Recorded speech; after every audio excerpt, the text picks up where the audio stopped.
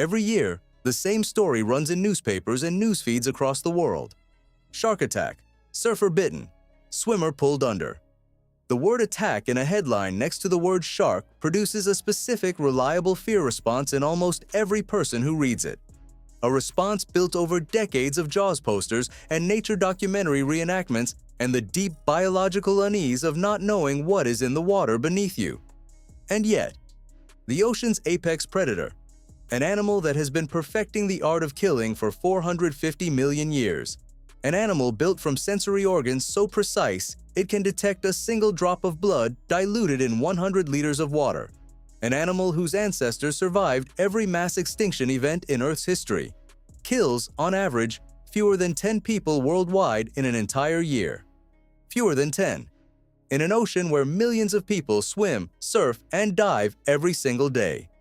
The question that gets asked is always the same question. Why are sharks so dangerous? But that is not the interesting question. The interesting question, the one with a genuinely surprising, genuinely scientific answer, is the one almost nobody thinks to ask. Why don't they kill us more? To understand the answer, you need to start with what a great white shark actually is as a sensory organism, because the picture most people carry is significantly less sophisticated than the reality. A great white shark does not experience the ocean the way you experience it from the surface. It experiences it through a layered system of sensory inputs that humans have no biological equivalent for, assembled over hundreds of millions of years of evolutionary refinement specifically for detecting, tracking, and assessing prey in an aquatic environment. The lateral line, a system of fluid-filled canals running along each side of the shark's body, detects pressure changes and vibrations in the water with extraordinary sensitivity. The ampullae of Lorenzini, those distinctive black pores visible on a great white snout, detect electrical fields generated by the muscle contractions of living animals, allowing the shark to locate prey even when it cannot see it, even when it is buried under sand. The olfactory system can detect blood and body fluids at concentrations as low as 1 part per million across distances measured in hundreds of meters. By the time a great white shark is close enough to a human being for you to see it in the water, it has already assessed you through every one of those systems. It knows you are there. It has known for some time. This matters for understanding the attack question, because it rules out the simplest possible explanation: that sharks don't kill us more simply because they don't encounter us very often. They encounter us all the time. In 2021, a researcher flew drones over popular surf beaches in Southern California for 2 years, specifically looking for shark-human proximity events.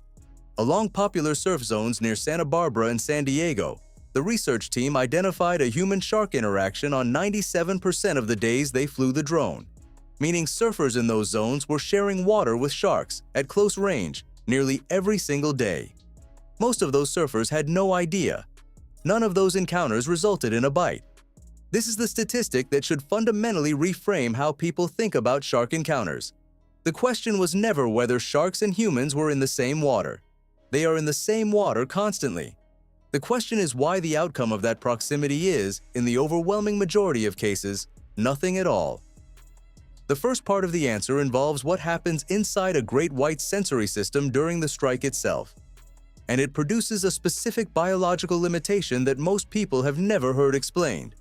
A great white shark attacks prey from below, using its upward-angled vision to identify a silhouette at the surface against the brightness of the sky above. As it closes the final distance toward a target, it rolls its eyes backward into its skull, a protective reflex that prevents the eyes from being damaged during the violent contact of a strike on large, struggling prey.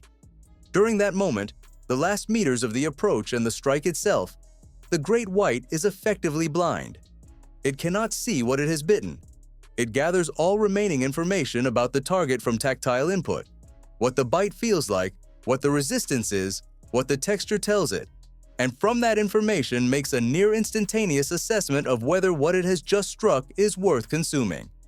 This is why the bite and release pattern exists. It is not random, and it is not interrupted aggression. It is the shark completing a sensory assessment of an unfamiliar object using the only instrument available to it at that moment, its mouth, and acting on the result. For a seal, the assessment confirms familiar prey. dense, fat-rich blubber, the specific texture and resistance of an animal worth pursuing. The shark returns to feed. For a human being, the assessment returns something different. The caloric answer is the one that marine biologists have been most direct about in explaining the bite and release pattern, and it is, in its own way, deeply unflattering to the human body. Great white sharks are not opportunistic feeders in the way smaller sharks are. They are energy-selective feeders, animals that have evolved to target prey with specific caloric profiles that justify the energy expenditure of the hunt, the risk of injury from struggling prey, and the demands of an extraordinarily slow digestive system.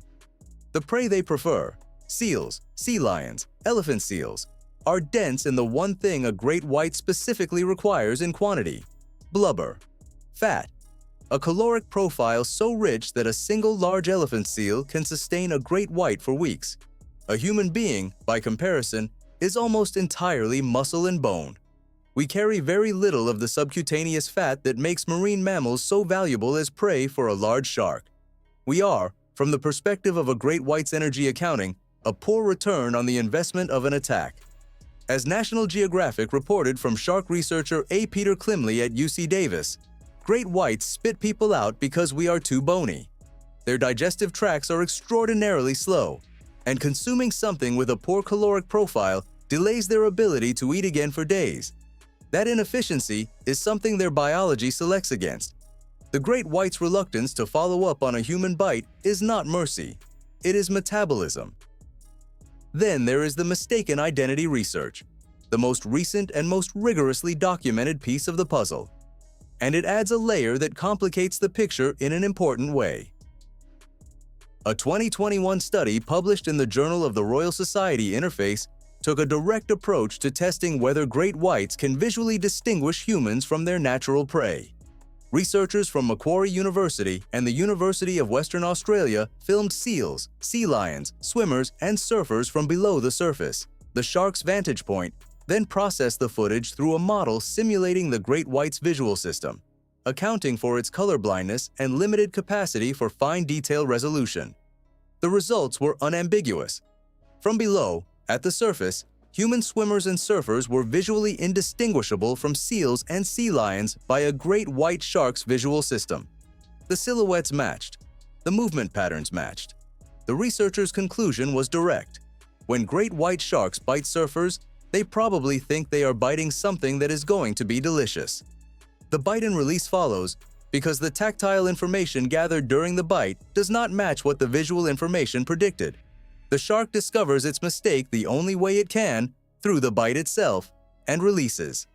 The problem, as every shark researcher working on this topic has noted, is that an exploratory bite from a great white is not a minor event. The same mouth that discovers its error has just delivered enormous force to a human body. By the time the shark determines we are not a seal, the damage is already done. There is a final dimension to this question that goes deeper than mistaken identity or caloric inefficiency, and it involves what great white sharks appear to be doing when they encounter humans in the water under normal circumstances. The drone research showing 97% proximity rates on California surf beaches does not simply mean sharks and humans are in the same water. Researchers studying those proximity events observed something more specific. In the overwhelming majority of cases, the sharks observed humans, adjusted their behavior, and chose to move away or ignore the encounter entirely. They were not failing to notice the humans. They were noticing them and making a decision. What that decision involves, whether it reflects something like aversion to unfamiliar prey, or a learned behavioral pattern around human-dense environments, or simply the caloric math described above operating in real time, is a question the research is still working through. But the pattern is consistent. An animal with the sensory capability to detect a human at considerable distance and the physical capability to strike without warning is choosing, in the vast majority of documented encounters, to do neither. The ocean's deadliest predator is sharing the water with millions of people every day, and it is, overwhelmingly, letting them live. Here is what the evidence actually supports, held without the mythology in either direction. Great white sharks are not mindless killers. The phrase appears in the research literature specifically because it is what the data refutes.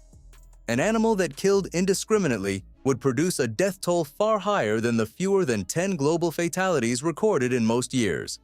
The bite and release behavior, the caloric selectivity, the visual limitation during the strike, and the consistent pattern of proximity without aggression documented in drone research all point toward an animal that is not interested in us as food and whose attacks on humans are driven by sensory ambiguity and investigatory behavior rather than predatory intent.